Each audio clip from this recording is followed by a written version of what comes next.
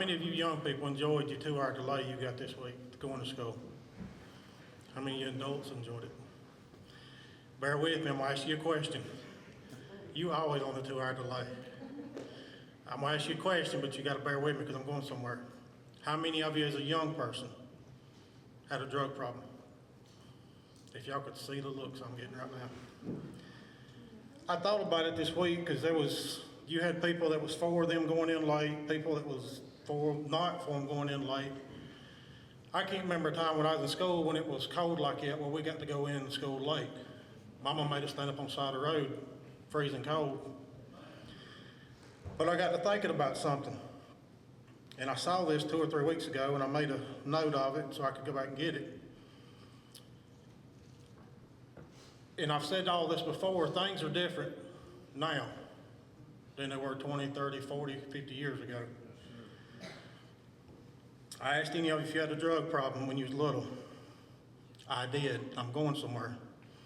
I was drugged to church Sunday morning, Sunday night, and Wednesday night. I was drugged to family reunions, community socials, no matter what the weather was.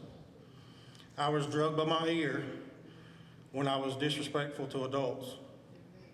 I was drugged to the woodshed when I disobeyed my parents, told a lie, brought home a bad report card, didn't speak with respect, or spoke bad about a teacher.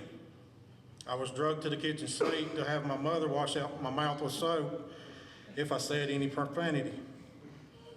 I was drugged out to pull weeds out of Mama's garden and flower beds.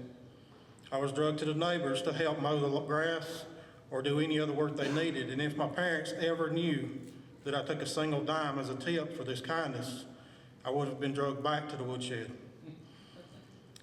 Those drugs, and it's funny we're laughing at, but those drugs, so to speak, are what has got us to where we are today. Morals, so to speak. I thought about reading all that other stuff I did a while back, but my thought is this morning, adults see it, young people don't see it. You can go, you can go to McDonald's and watch the young people there. Young people working there now versus the young people working there 20, 30 years ago is totally different. There's no respect. To me, the biggest thing, and I've drilled it in Michaela's head and she'll tell you, I've tried to teach her to respect anyone older than her. For the simple fact, it'll come back to you on down the road. This is nothing spiritual. I knew this morning when I got up, and I went over again, I said, it's nothing spiritual, but the world as we know it has gotten away from everything that's any good anymore. These times I wish I can remember when Grandma and Granddaddy was in Seneca. We'd go over on the weekends. I wish I could go back. Yes, sir. Just to spend more time with them. Because in my opinion, that age, our elders now mean more to me because the young people growing up today, and I don't mean this bad, y'all know what I'm saying, has no respect for their elders. That's right. And it bothers me. You go out in public and you can see it, they're rude.